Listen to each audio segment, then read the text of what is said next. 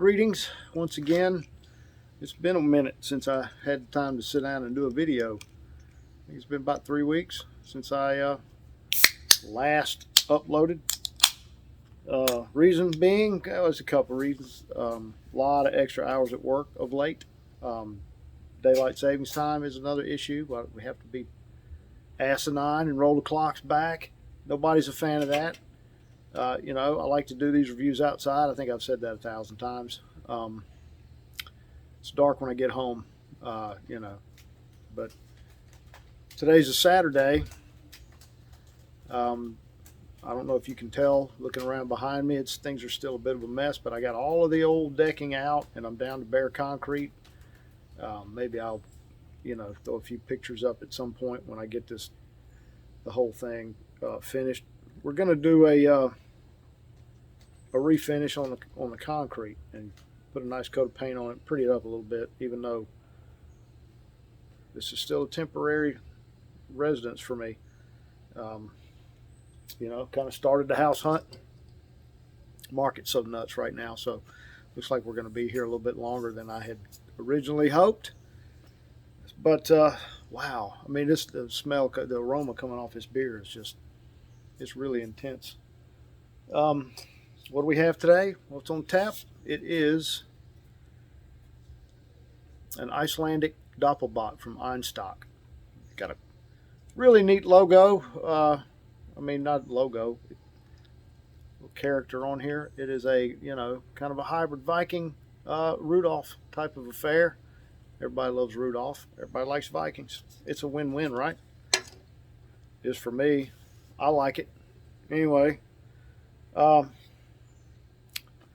did one of their other beers. If I remember, it was an Icelandic white ale. I was kind of a fan of that one. It was pretty good. I'll throw a link to that video in the description for the 2 or 3 of you that watch this stuff.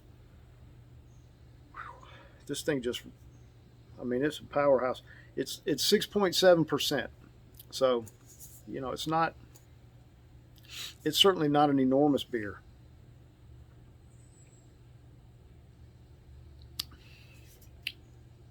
Oh man, that's good. But it's rich and malty. This thing drinks like it's 8%, to be honest with you. It's got a little bit of hop presence. It's not an awful lot. Bear with me. It looked like my mic was unplugged, but it's not. Really bready and yeasty. Cat.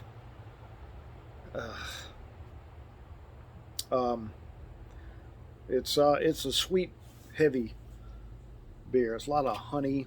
This is like a honey biscuit.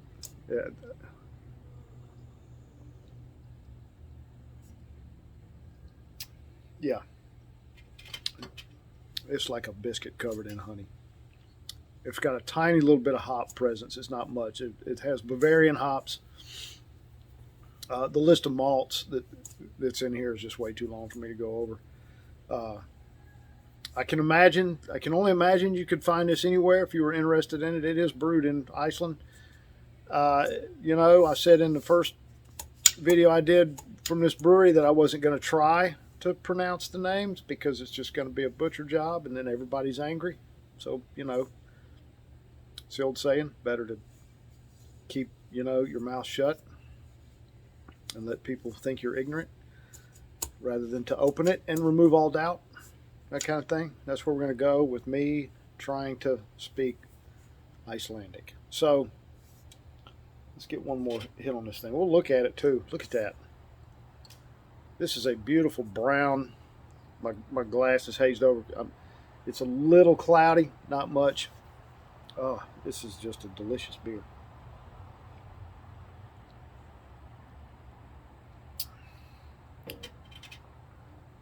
It's not real heavily carbonated either, but it's got a little bit of a yogurty twang to go along with all of that, yeasty honey goodness. This is just great.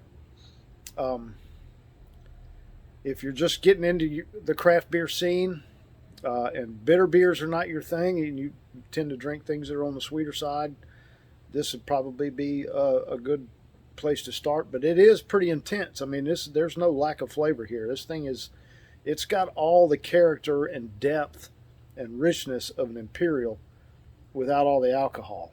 I think that's probably a good thing. This is definitely a beer. If I saw it out and about and it was on tap, I'd sit there with it all night. But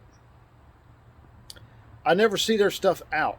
I buy all my review beers from at the grocery store here in town. It's not the only grocery store here in town, but a grocery store here in town, Rouse's. If you live in Mobile, it's at the corner. There's more than one, but the one I go to is at the corner of McGregor and Old Shell. And they do a really good job with their build your own 6-pack stuff. The selection in it is usually pretty large. They have a great beer aisle anyway, and they have a nice size cold section for the build your own, as well as a cold section for all of the 6-packs and cases. It's a great store for beer, and I wish I could remember her name that takes care of all of that, but she does a great job. So by all means, give Rouse's a try if you're out looking for, something new to drink. Broaden your horizons a bit. Well, I've been a little bit long-winded, I guess probably because it's been a while, just felt like sitting here chit-chatting. Yeah, that's just great. And it's winter. We're into November. It's Thanksgiving in a few days, so I'm going to look for darker, heavier beers for the winter time. It's kind of tradition. It's the seasonal thing, and it's been a struggle of late. Good stouts and porters are getting harder and harder to find. People drink IPAs and sours and ciders and stuff, and us old-fashioned types, are being left behind. C'est la vie, right? I'll find something. But anyway, once again, it's Todd. I'm out. And as always, enjoy your adult malted beverages responsibly.